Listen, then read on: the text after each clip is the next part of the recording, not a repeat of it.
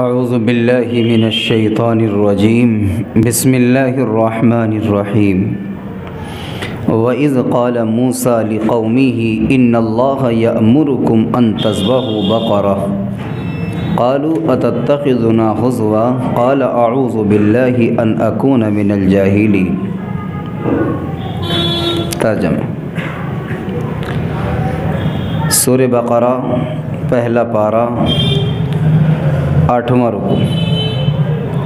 وَإِذْ قَالَ مُوسَى لِقَوْمِهِ، جبکہ کہا موسیٰ علیہ السلام نے اپنی قوم سے، إِنَّ اللَّهَ يَأْمُرُكُمْ، بلا شبہ اللہ تعالیٰ تم کو حکم دیتا ہے، أَن تَذْبَحُوا بَقَرَةً، یہ کہ تم ذبح کرو گائے کو۔ قالوا، تو ان سب نے کہا، أَتَتَّخِذُنَا هُزُوًا، کیا آپ ہم سے مذاق بناتے ہیں؟ قال اعوذ باللہ، تو موسیٰ علیہ السلام نے کہا کہ اللہ کی پناہ، ان اکون من الجاہلین، یہ کہ میں ہو جاؤں جاہلوں میں سے۔ اللہ تبارک و تعالی نے قرآن مقدس کی ان آیت پاک کے اندر اور اس سے پچھلی آیات میں جن باتوں کو بیان کیا ہے وہ میرے اور آپ کے لیے قابل غور اور قابل پیغام ہے۔ جو لوگ اس سے پچھلے درس کے اندر تھے اور مسلسل حاضر ہو رہے ہیں، ان کے ذہنوں کے اندر بات ہوگی، بات یہ چل رہی تھی کہ حضور پاک علیہ الصلاۃ والسلام کے اوپر جس وقت یہ قرآن مقدس نازل کیا گیا تو اللہ تبارک و تعالی نے محمد الرسول اللہ صلی اللہ علیہ وسلم کو بنی اسرائیل کا قصہ اور ان کے زمانے کی مکاریاں اور ان کے زمانے کے اندر جو ہیرا پھیری تھی وہ تمام باتیں بیان کی کہ پیارے حبیب صلی اللہ علیہ وسلم آپ سے پہلے ایک قوم ایسی آئی ہے جو اپنے علم اور دانشوری کے اعتبار سے بہت زیادہ تھی، کیونکہ یہود و نصارہ کے اندر یہ بات آج بھی ہے اور پہلے بھی تھی کہ ان کی ذہانت، ان کی دانشوری بہت آگے کی چلتی، اور قرآن کریم خود بیان فرماتا ہے ان کے بارے میں کہ یا بنی اسرائیل اذکروا نعمتی التی انعمت علیکم وانی فضلتکم علی العالمین۔ بنی اسرائیل تم یاد کرو ہم نے تمہارے اوپر کتنی نعمتیں برسائیں اور سارے عالم کے اندر ہم نے تم کو فضیلت دے دی۔ قرآن کریم کہیں پر فرماتا ہے کہ یا اہل الکتاب، اے اہل کتاب، اللہ تبارک و تعالی تم سے مخاطب ہے۔ یعنی اس زمانے میں اگر کوئی تعلیم یافتہ، اس زمانے میں اگر کوئی دانشور قوم مانی جاتی تھی جس کے پاس میں تعلیم ہو، جس کے پاس میں تہذیب ہو، جس کی بات کو لوگ مانتے تھے یا جن کے اشاروں پر لوگ اپنی زندگی کے فیصلے کر لیا کرتے تھے، تو فرمائیں کہ اس وقت کے یہود و نصارہ تھے۔ اللہ کے رسول علیہ الصلاۃ والسلام کی بعثت کے بعد حضور پاک علیہ الصلاۃ والسلام جو دین لے کر آئے اور نبی کریم صلی اللہ علیہ وسلم کے اوپر یہ عظیم الشان کتاب قرآن مقدس کو نازل کیا گیا، اللہ تبارک و تعالی نے قرآن مقدس کے اندر بنی اسرائیل کی ایک ایک بات کو ایسے بیان فرمایا جیسے کہ پورا واقعہ ہمارے سامنے ہو رہا ہے، اور پھر رب العالمین نے دونوں باتیں بنی اسرائیل کے متعلق باتیں بیان فرمائیں کہ ایک زمانہ یہ تھا کہ ان سے بڑا دانشور، ان سے بڑا عقل مند، اتنا بڑا ہوشیار کوئی اور نہیں تھا، یہ اہل کتاب کہلاتے تھے، یہ بڑے عقل مند صاحب علم لوگ کہلاتے تھے، لیکن انہیں اپنے علم پر، اپنے اہل کتاب ہونے پر، اپنی دانشوری پر اتنا یقین ہو گیا اور اتنا اپنے آپ کو یہ سمجھنے لگے کہ اگر اس روئے زمین پر کوئی اور نبی آئے گا تو وہ ہماری ہی قوم کے اندر سے ہوگا۔ لیکن نبی کریم صلی اللہ علیہ وسلم دوسری قوم سے، دوسرے گھرانے سے آ گئے، انہیں ایک حسد ہو گیا، ایک چڑ پیدا ہو گئی، انہوں نے مخالفت شروع کر دی، یہ سوچنے لگے کہ اگر نبی آخر الزماں ہوتے، سارے نبیوں کے سردار آتے تو زیادہ پڑھے لکھے ہمارے درمیان اللہ کو بھیجنا چاہیے تھا نبی، لیکن دوسری قوم میں کیوں بھیج دیا؟ لیکن بھئی تم دانشوری اپنی جگہ پر ہے، ہوشیاری اپنی جگہ پر ہے، اللہ کے فیصلے کو تو نہیں بدل سکتے۔ تو عجیب سی بات ہو گئی، اگر کوئی محلے کے اندر بہت بڑا عقل مند، بہت بڑی اونچی بلڈنگ والا، بڑی دولت والا، صاحب حیثیت آدمی یہ سمجھنے لگے کہ اگر مسجد کے اندر امامت کرے گا تو میرا ہی بیٹا کرے گا اور کوئی نہیں کر سکتا، یا قرآن کریم اگر حافظ ہوگا پورے محلے میں تو سب سے پہلے میرا بیٹا ہوگا، اس کے علاوہ نہیں ہو سکتا، تو فرمائے کہ یہ نظام اللہ کے ہاتھ میں ہوتا ہے، کس کو حفظ قرآن کی دولت دینی، کس کو نہیں دینی ہے۔ ہم نے تو یہ دیکھا کہ جن کے گھروں کے اندر کیا ہے صحیح طرح سے کھانے کا انتظام نہ ہو، جن کے پاس میں چھت کا انتظام نہ ہو، اللہ تعالیٰ اس گھر کے اندر حافظ قرآن پیدا فرما دیتا ہے۔ تو یہ نظام اللہ کے ہاتھ میں ہوتا ہے کہ کس کو نبوت دینی ہے، کس کو قرآن کی دولت دینی ہے، کس کو اللہ تبارک و تعالیٰ کو عزت دینی ہے، کیا نظام ہے۔ اللہ کو ہم کسی نظام کے اندر کیا ہے مجبور نہیں کر سکتے۔ اللہ اپنے فیصلوں میں، اللہ تبارک و تعالیٰ اپنی عطا کرنے میں، اپنے دینے میں بالکل آزاد ہے۔ قرآن کریم نے اس کو بیان فرمایا۔ اس کے بعد میں پھر اللہ تبارک و تعالیٰ نے یہ بات بھی بیان فرمائی کہ تمہارے درمیان میں جب تمہارے درمیان ایسے لوگ پیدا ہو گئے جو اللہ کی کتاب سے کھلواڑ کرنے لگے، تمہارے درمیان میں لوگ ایسے پیدا ہو گئے جو اللہ کی کتاب کے ساتھ تحریف شروع کر دی، اور تمہارے درمیان میں لوگ ایسے آ گئے جو اللہ کے حکموں کو ایسے توڑتے تھے کہ ذرہ برابر احساس نہیں ہوتا تھا، اور تمہارے درمیان ایسے لوگ آ گئے کہ جنہوں نے اللہ کی کتاب کو کھیل اور تماشا بنا لیا۔ قرآن کریم بیان فرماتا ہے کہ فَجَعَلْنَاهَا وَقُلْنَا لَهُمْ كُونُوا قِرَدَةً خَاسِئِينَ، ہم نے ان کو ذلیل و خوار بندر بنا دیا۔ یہ بیان کرنے کے بعد آج کی تفسیر جہاں سے قرآن کریم بیان فرماتا ہے کہ وَإِذْ قَالَ مُوسَىٰ لِقَوْمِهِ إِنَّ اللَّهَ يَأْمُرُكُمْ أَن تَذْبَحُوا بَقَرَةً، جبکہ کہا موسیٰ علیہ السلام نے اپنی قوم سے، کیا کہا؟ إِنَّ اللَّهَ يَأْمُرُكُمْ أَن تَذْبَحُوا بَقَرَةً، بلا شبہ اللہ تبارک و تعالیٰ تم کو حکم دیتا کہ تم ذبح کرو ایک گائے کو۔ یہ رب العالمین کی جانب سے پیغام ہے۔ معاملہ کیا ہوا تھا؟ معاملہ یہ ہوا تھا کہ دو قبیلوں کے درمیان میں، ایک قبیلے کے درمیان سے کسی آدمی کا قتل ہو گیا، اور اس قتل کے پیچھے ایک لمبا واقعہ ہے۔ کچھ واقعہ عشق و معشوق کا ہے کہ ایک شخص اپنی چچیری بہن سے شادی کرنا چاہتا تھا، تو اس وقت میں اس کے ہاں کوئی اور اولاد نہیں تھی۔ اس کے چچا کیا، وہ یہ سمجھتا تھا کہ اگر اس کے ہاں سے شادی ہو جائے گی تو اس کی جو دولت ہے، اس کی جو پوری وراثت ہے وہ میرے حصے میں آ جائے گی، میری اپنی بھی رہے گی اور چچا کی پوری وراثت میرے حصے میں آ جائے گی۔ یہ معاملہ تھا اندرونی خانہ، ایک لمبا واقعہ میں اشارتاً بیان کر کے چل رہا ہوں۔ اس وقت میں اس نے یہ کہا کہ میں اپنا پیغام بھیجتا ہوں، لیکن اس کے پیغام کو رد کر دیا گیا، منع نہیں گیا۔ یا اس کے چچا نے جو ہے تو اس کی شادی سے، اپنی بیٹی کی شادی سے اس کے ہاں انکار کر دیا۔ اس کو یہ بات بہت کھلی اور بہت زیادہ چبھی۔ اس نے اس بات پر کسی ایک شخص کو آمادہ کر لیا اور یہ کہا کہ تم اگر فلاں آدمی کو قتل کر دو گے تو تمہیں میں اتنا اتنا نوازوں گا۔ تو اس آدمی نے جو ہے تو اس کو قتل کر دیا، لیکن قتل کرنے کے بعد اس قبیلے کا آدمی تھا، یہاں سے اٹھا کر کے اس کو دوسرے قبیلے کے حصے میں جا کر ڈال دیا گیا۔ ایسا لگا جیسے کہ ادھر کے لوگوں نے مار دیا ہو اس کو۔ یہ قتل اس زمانے میں ہوا۔ اب لوگ یہ کہہ رہے تھے کہ بھئی ہمارے قبیلے میں سے تو کسی نے مارا نہیں، ہر ایک سے قسمیں لے لی، ہر ایک کے ساتھ یقین دہانی کر لی۔ ادھر کے لوگ یہ کہہ رہے تھے، ادھر والے یہ کہہ رہے تھے کہ نہیں، اگر ہمارے یہاں کا کوئی مارتا تو لاش ادھر ملتی، تمہارے یہاں کیسے ملی؟ تم لوگوں نے مارا، اپنے یہاں مارا، تمہارے یہاں لاش ملی ہے۔ اب یہ بڑی پریشانی کا معاملہ تھا، قتل ایک ہوا تھا، دونوں قبیلے ایک دوسرے کو برتنے پھر رہے تھے۔ وہ یہ کہہ رہے تھے کہ نہیں، اگر تم نے ہمارے آدمی کو کچھ کہا تو خیریت نہیں، پھر انجام برا ہوگا۔ یہ کہہ رہے تھے کہ ہم اپنے آدمی کا جب تک خون کا بدلہ خون سے نہ لے لیں گے اس وقت ہم بھی سکون سے نہیں بیٹھیں گے۔ دونوں جانب جنگ چھڑنے کو تیار تھی۔ تو اس زمانے میں حضرت موسیٰ علیہ السلام کے پاس یہ لوگ گئے اور کہا کہ موسیٰ علیہ السلام معاملہ زیادہ خراب ہونے والا ہے، خاندان اور قبیلوں میں لڑائی چھڑ جائے گی، نہ یہ پتہ کہ ادھر کے کتنے مارے جائیں گے، نہ یہ پتہ ادھر کے کتنے مارے جائیں گے۔ اس کا کیسے پتہ چلا جائے، کس طرح سے اس کا پتہ نکالا جائے، کیسے ہمیں یہ معلوم ہو کہ قتل کس نے کیا، کس طریقے سے معلوم ہو۔ تو اس زمانے میں حضرت موسیٰ علیہ السلام اللہ کے پاک پیغمبر موجود تھے۔ اللہ تبارک و تعالیٰ کی جانب سے اشارہ ملا، اللہ سے دعا کی انہوں نے۔ اللہ تبارک و تعالیٰ نے ان کو کہا کہ ان سے یہ کہو کہ ایک گائے کو یہ ذبح کریں، ایک گائے کو یہ ذبح کریں، اور ذبح کرنے کے بعد اس کا ایک گوشت کا ٹکڑا جو ہے تو اٹھا کر کے اس لاش کے اوپر رکھیں، جس کا نتیجہ یہ ہوگا کہ یہ لاش جو ہے جس کو قتل کیا گیا ہے، یہ لاش خود زندہ ہوگی، اور زندہ ہونے کے بعد میں خود ہی اپنے مقاتل کو بتا دے گی کہ مجھے کس نے قتل کیا ہے۔ یہ بات اللہ کی طرف سے موسیٰ علیہ السلام کو مل گئی، اور یہ اتنے پریشان ہو کر کے گئے تھے کہ موسیٰ علیہ السلام جو آپ کہو گے وہ مانیں گے، جو آپ کہو گے وہ مانیں گے، جو اشارہ دو گے وہ کریں گے، جیسے کہو گے ویسے ہوگا، بس یہ معاملہ بچا لیجئے کہ دونوں قبیلوں میں اگر جنگ چھڑ گئی تو یہ نہیں پتہ کہ قبیلے میں کتنی بڑی جنگ چھڑے گی، ادھر کے لوگ کتنے مارے جائیں، ادھر کے لوگ کتنے مارے جائیں۔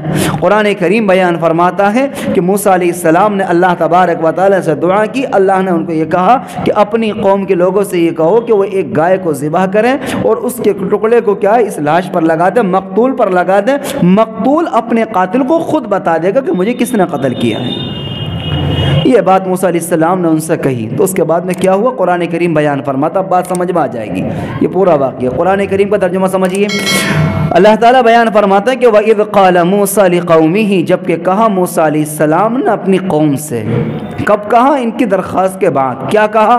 ان اللہ یأمرکم ان تذبحوا بقرہ، کہ اللہ تبارک و تعالیٰ تم کو ایک گائے کو ذبح کرنے کا حکم دیتا ہے۔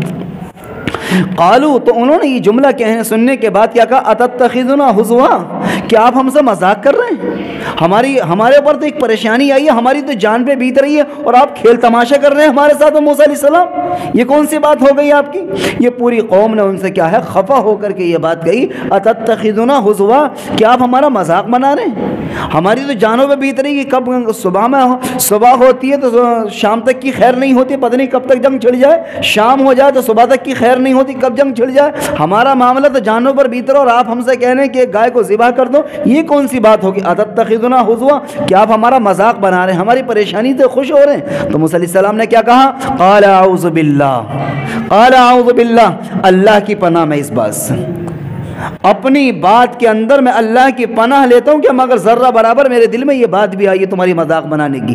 ایک نبی کا کام یہ نہیں ہوتا کہ امت کے اوپر پریشانی آئے تو وہ اس پر خوش ہو جائے، نبی کے دل کے اندر تو اللہ تبارک و تعالیٰ امت کا درد دیا ہوتا ہے، نبی کے دل کے اندر تو اللہ تبارک و تعالیٰ امت کی محبت ڈالی ہوتی ہے، نبی کے دل کے اندر تو اللہ تبارک و تعالیٰ ایک تڑپ ڈالی ہوتی ہے، اور نبی جو پیغام لے کر آتا ہے اس کے لیے انتھک کوشش کرتا، اس کے لیے مکمل کوشش کرتا کہ جو پیغام، جو ذمہ داری، جو اللہ تبارک و تعالیٰ کی جانب سے مجھے پیغام ملا، وہ پیغام میں امت تک پہنچا دوں اور امت اس پیغام کو قبول کر لے۔ اس پیغام کو پہنچانے کے لیے، ان کے دلوں میں اتارنے کے لیے، اللہ کی بات ان تک پہنچانے کے لیے اور ان کے دلوں میں اللہ کی بات منوانے کے لیے اور ان کو اللہ کی بات پر عمل کرنے کے لیے، کھڑا کرنے کے لیے مجھے جو چاہے، جتنے چاہے اتنے جتن کرنے پڑ جائیں، لیکن بس اتنا ہے کہ یہ اللہ کی بات کو تسلیم کر لیں۔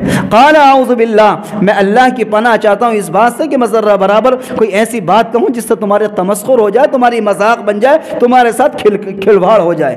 یہ بات موسیٰ علیہ السلام نے ان قوم سے کہا جو ان کے اوپر الزام لگا رہی، اور اس کے بعد میں کہا ان اکون من الجاہلین، یہ مجھے زیبا نہیں دیتا، یہ میری شان کے خلاف ہے۔ اللہ نے مجھے تم جیسے انسان تو بنایا ہے، لیکن اللہ نے مجھے ایک نبوت کا درجہ دے کر کے بھیجا ہے۔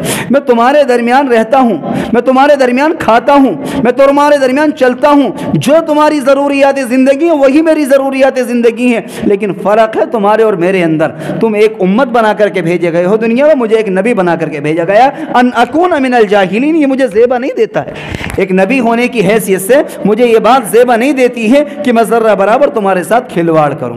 ان کو یقین آ گیا کہ ابھی موسیٰ علیہ السلام اپنی بات میں سچے ہیں، ہمیں گائے کو ذبح کرنا ہی پڑے گا، ہمیں گائے کو ذبح کرنا ہی پڑے گا، اور یہ پیغام موسیٰ علیہ السلام کا نہیں ہے بلکہ پیغام کس کی طرف سے ہے؟ اللہ کی طرف سے۔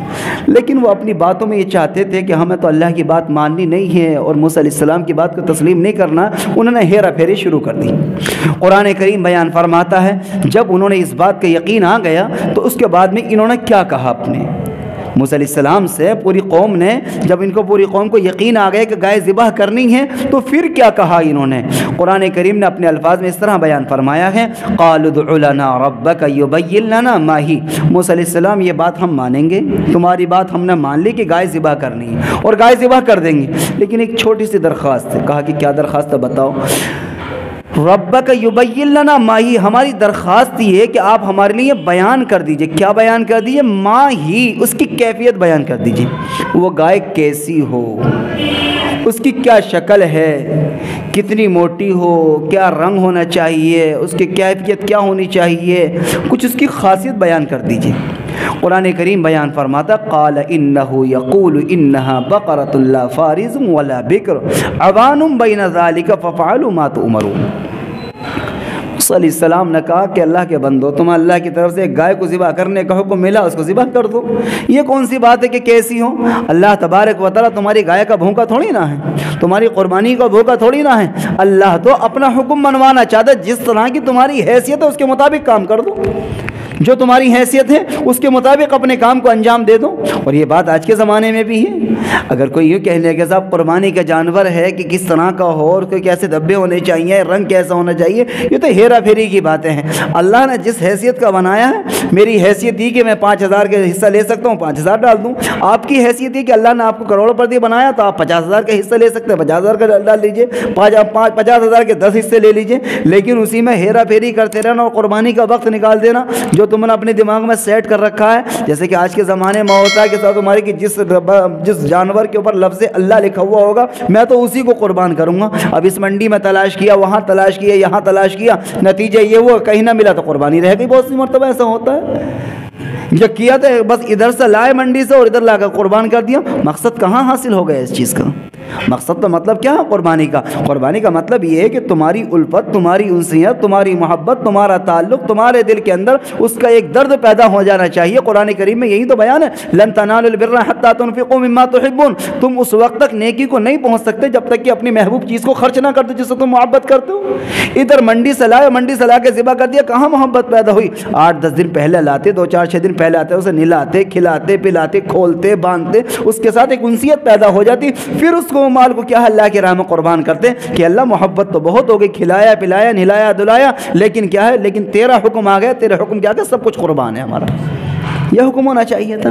قرآن کریم نے بیان فرمایا یہاں پر قالوا ادع لنا ربک یبین لنا ما ہی، اس قوم نے موسیٰ علیہ السلام سے یہ بات کہی کہ آپ اس کی کیفیت بیان کر دیجئے۔ اللہ کی طرف سے اعلان آیا، اللہ کی طرف سے حکم آیا، کیا کہا کہ ان سے یہ کہو قال انہ یقول انہا بقرۃ لا فارض ولا بکر، وہ گائے ایسی ہونی چاہیے کہ لا فارض، نہ تو بہت کبڑی اور بھوڑی ہو، بہت زیادہ بوڑھی نہیں ہونی چاہیے، ولا بکر، اور نہ بچیا ہو بہت چھوٹی سی، ایسی بھی نہ ہو کہ بالکل باکرا اور بچیا ہو بالکل چھوٹی سی، بلکہ کیا ہونی چاہیے عوانم بین ذالک، ان دونوں کے درمیان کی ہو، نہ تو بچی ہو اور نہ بہت بوڑھی ہو، بلکہ کیا ہو ادھیڑ ہو، درمیانی سطح کی ہو۔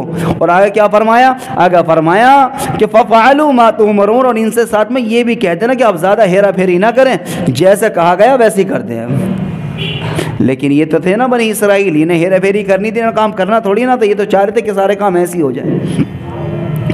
جیسے آج کے زمانے میں کوئی کسی کے سامنے آئے کہ مولوی صاحب بڑی پریشانی کا سامنا ہے اور بہت دقت کا سامنا ہے، اور گھر میں بھی پریشانی ہے، ادھر کو بھی پریشانی ہے، ادھر کو بھی پریشانی ہے، کیونکہ ہر ایک کا ذہن جو ہے نا وہ تعویذات کی طرف، اس کی طرف ہو گیا، بہت زیادہ عقیدہ اتنا خراب ہے کہ الامان والحافظ، جہاں تھوڑی ساری پریشانی ہے فوراً تعویذ کی طرف۔ اللہ کے بندو، حضور پاک علیہ الصلوۃ والسلام نے بہترین تعویذ بتایا، یہ فرمایا کہ ان الصدقۃ تدفع البلاء، صدقہ بلا اور مصیبتوں کو ڈال دیتی ہے، بس صرف صدقے کا نظام بناؤ، پہلے اپنی پریشانی جب آیا کرے صدقہ کر لیا کروں، صدقہ کر لیا کروں۔ صحابہ اکرام نے معلوم کیا، اللہ کے رسول علیہ الصلوۃ والسلام کی ایک مبارک حدیث، اللہ کے رسول علیہ الصلوۃ والسلام نے فرمایا کہ تمہارے جسم کے اندر جتنے جوڑ ہیں، ہر جوڑ کے اوپر تمہارے اوپر صدقہ ہے۔ صحابہ اکرام نے کہا کہ یا رسول اللہ، ہر آدمی تو اتنی استطاعت نہیں رکھتا کہ ہر آدمی صدقہ کر دے، اتنا روزانہ کنواں کھودتے ہیں، روزانہ پانی پینا ہوتا ہے، اتنی محنت مزدوری کرتے، اتنا صدقہ کریں گے تو کیسا ہوگا؟ کہا کہ تمہارا سبحان اللہ کہنا صدقہ ہے، الحمدللہ کہنا صدقہ ہے، تھوڑی دیر اللہ کا ذکر کر لینا صدقہ ہے، تھوڑی دیر اللہ کی یاد میں سانس لے لینا یہ بھی صدقہ ہے۔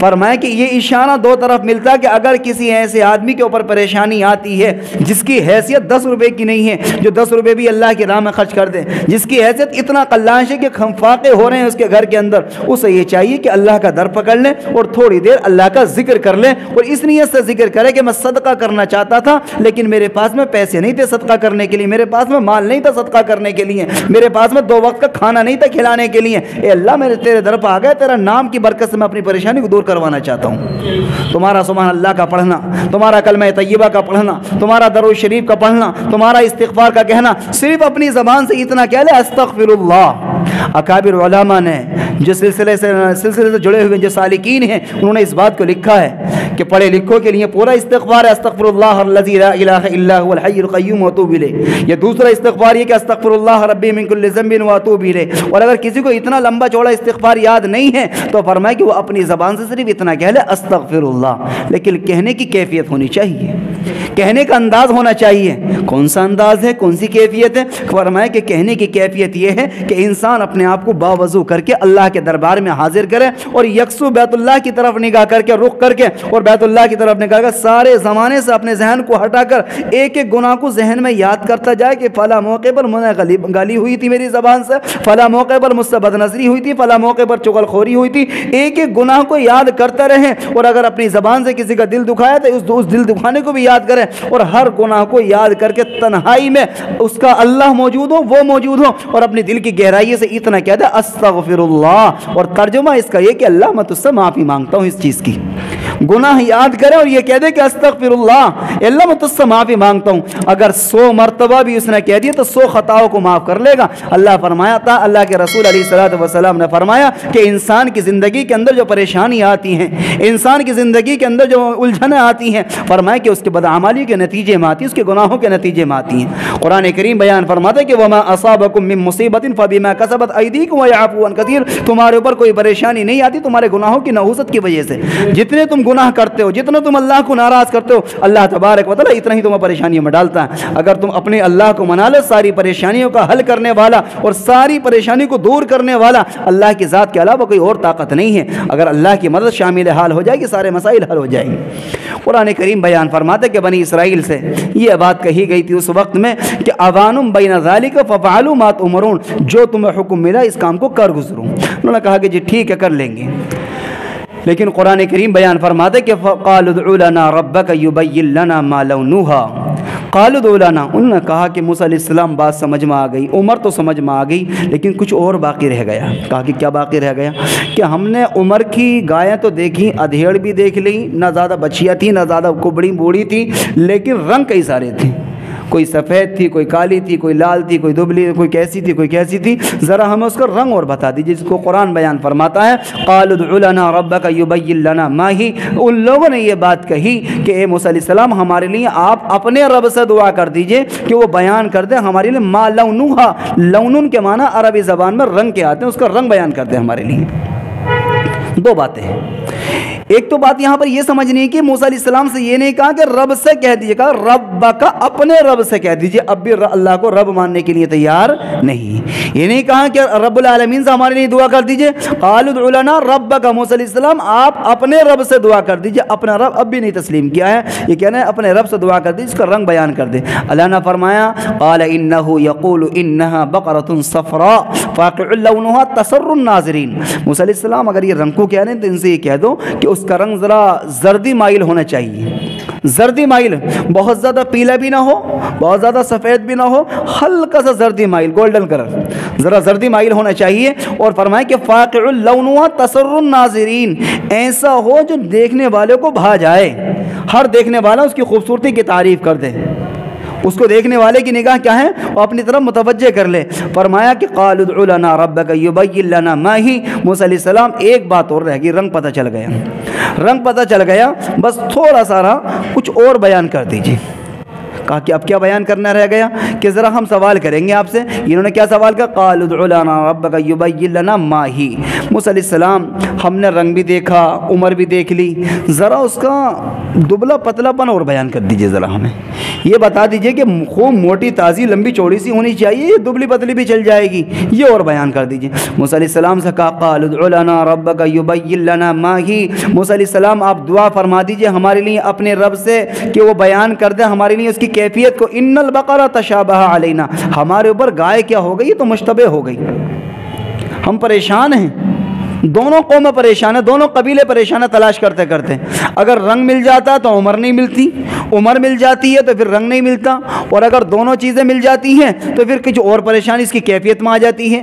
تو فرمایا کہ آپ ہمیں ذرا اس کی دبلا پتلا پن اور بیان کر دیجئے. قال انه يقول انها بقرة لا ذلول تثير الارض ولا تسقي الحرث مسلمة لا شية فيها. فرمایا کہ موسیٰ علیہ السلام نے کہا کہ ٹھیک ہے، اگر اللہ کی طرف سے اگر تم یہ کہتے ہو تو اللہ نے بیان کر دیا. کیا بیان کرا؟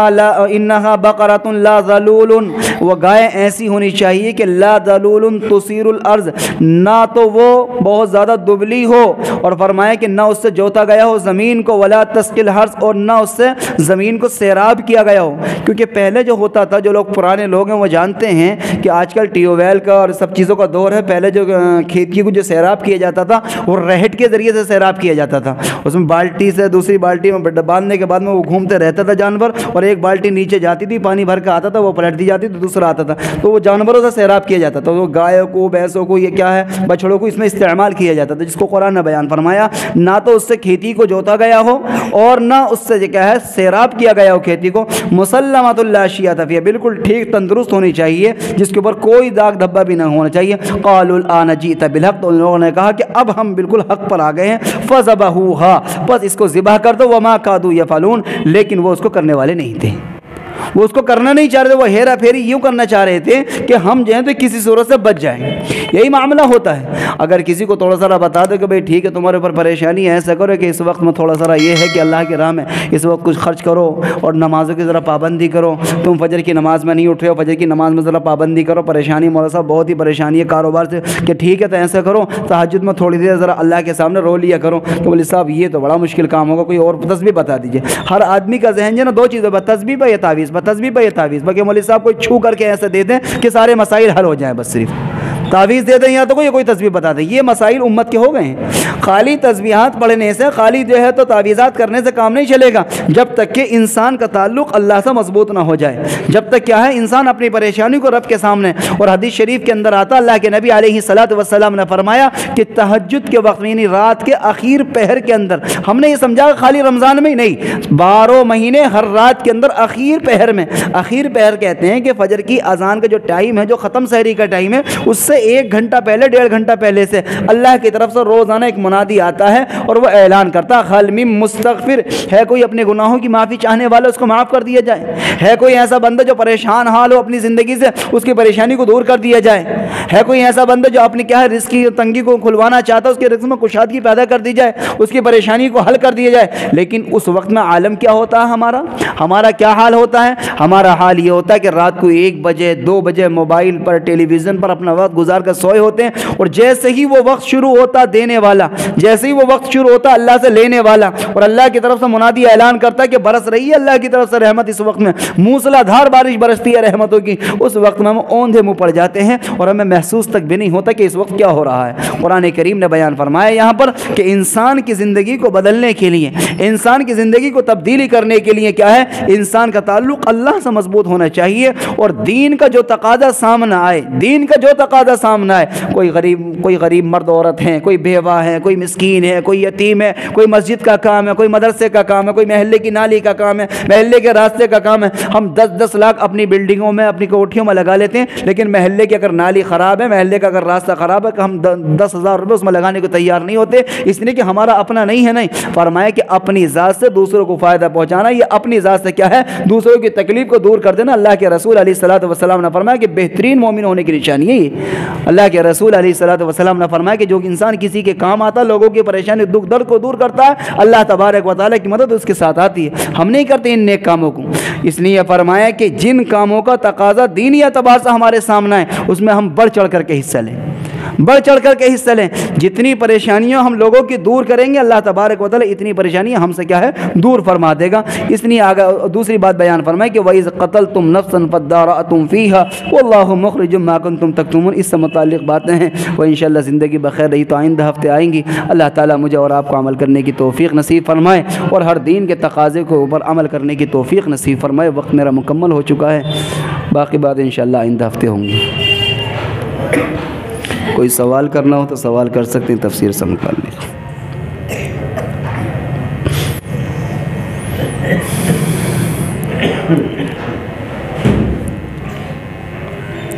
کوئی ساتھی کوئی بات معلوم کرنا چاہتے ہوں، سوال کرنا چاہتے ہوں تو معلوم کر سکتے ہیں تفسیر سے متعلق۔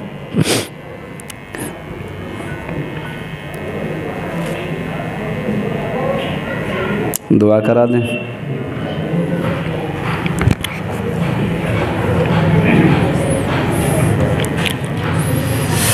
اللهم صل على محمد وعلى آل محمد كما صليت على إبراهيم وعلى آل إبراهيم إنك حميد مجيد. اللهم بارك على محمد وعلى آل محمد كما باركت على إبراهيم وعلى آل إبراهيم إنك حميد مجيد. ربنا ظلمنا أنفسنا وإن لم تغفر لنا وترحمنا لنكونن من الخاسرين. اللهم إنا نسألك العفو والعافية والمعافاة في الدين والدنيا والآخرة. اے اللہ تیرا شکر احسان، تو نے اپنے پاک اور معزز گھر میں بیٹھ کر کچھ دیر قرآن پاک کو کہنے سننے کا موقع نصیب فرمایا. یا الہ العالمین تیرا شکر احسان، تو نے قرآن کی نسبت پر جمع فرمایا.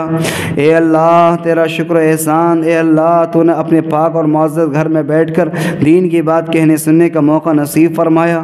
اے اللہ جو باتیں کہی سنی گئی ہیں اللہ جانے انجانے سے، سمجھنے میں سمجھانے میں، پڑھنے میں پڑھانے میں، اللہ جو غلطی کوتاہی ہوئی اللہ سب کو اپنے فضل و کرم سے معاف فرما.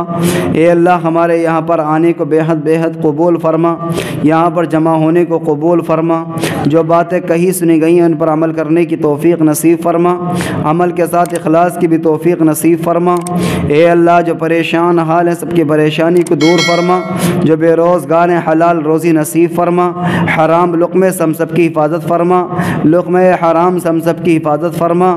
یا الہ العالمین پس پردہ جو مائیں بہنیں اللہ ان کے آنے کو بے حد قبول فرما، ہر ایک کی پریشانی کو دور فرما. یا الہ العالمین ہر ایک کی پریشانی کو دور فرما. یا الہ العالمین اے اللہ جن بھائیوں نے بہنوں نے دعاؤں کے لیے کہا ہے ہر ایک کی دل کی نیک اور جائز تمناؤں کو پورا فرما.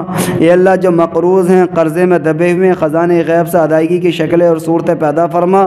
یا الہ العالمین ہر جانب سے امن و امان نصیب فرما، ہر جانب سے خیر کے فیصلے فرما. اے اللہ ہم سب کو 5 وقتہ نماز اہتمام کے ساتھ ادا کرنے کی توفیق نصیب فرما. ہماری بستیوں میں گلیوں میں اے اللہ دینداری کا ماحول پیدا فرما. ہم سب کو 5 وقتہ نماز کا اہتمام کرنے کی توفیق نصیب فرما. ہمارے گھروں کے اندر 5 وقتہ نماز پڑھنے کی توفیق نصیب فرما. اے اللہ پورے اہتمام کے ساتھ 5 وقتہ نماز پڑھنے کی توفیق نصیب فرما. اے اللہ قرآن کی تلاوت میں اللہ کرنے کی توفیق نصیب فرما، اپنا ذکر کرنے کی توفیق نصیب فرما. اے اللہ ہماری زبانوں کو تمام گندی باتوں سے اے اللہ تو گالی گلوچ چغل خوری غیبت تمام باتوں سے محفوظ فرما.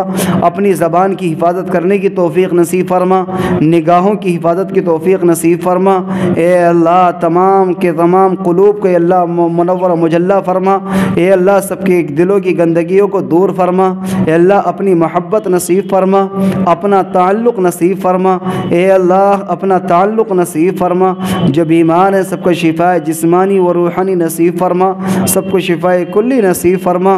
یا الہ العالمین جتنے بھی مسلمان بھائی مرد عورتیں اس دنیا سے جا چکے ہیں سب کی قبروں کو نور سے منور فرما، سب کی مغفرت کے فیصلے فرما، سب کو جنت الفردوس مداخلہ نصیب فرما. اے اللہ خاص طور سے یا الہ العالمین اے اللہ شکیل بھائی کی والدہ کا جو انتقال ہوا ہے اللہ ان کی مغفرت کے فیصلے فرما، ان کی قبر کو نور سے منور فرما، درجات کو بلند فرما. تمام اہل خانہ کو متعلقین کو متوسلین کو صبر جمیل نصیب فرما. اے اللہ یامین بھائی کے پوتے کا بھی جو انتقال ہوا اللہ ان سب کو صبر جمیل نصیب فرما. اے اللہ ان کے بچے کو ان کے لیے اے اللہ ذریعہ نجات بنا، اے اللہ جنت میں داخلے کا ذریعہ بنا. یا الہ العالمین تمام اہل خانہ کو صبر جمیل نصیب فرما. یا الہ العالمین جب تک زندہ رکھ اپنے پیارے حبیب محمد الرسول اللہ صلی اللہ علیہ وسلم کے طریقے پر زندہ رکھ. جب خاتمہ ہو یا اللہ ایمان کے اوپر خاتمہ نصیب فرما. یا الہ العالمین یا اللہ جو بھی مرحومین اس دنیا سے جا چکے ہیں سب کی مغفرت کے فیصلے فرما، سب کی قبروں کو نور سے منور فرما، سب کے درجات کو بلند فرما. یا الہ العالمین اے اللہ جب خاتمہ ہو ایمان کے اوپر خاتمہ نصیب فرما. اے اللہ ایمان پر خاتمہ نصیب فرما. مولا کریم ہماری دعاؤں کو محض اپنے فضل و کرم آقا مدنی محمد عربی صلی اللہ علیہ وسلم کے صدقہ طفیل میں قبول و منظور فرما. وصلی اللہ تعالی علی خیر خلقہ محمد وعلی آلہ واصحابہ اجمعین برحمتک یا ارحم الراحمین.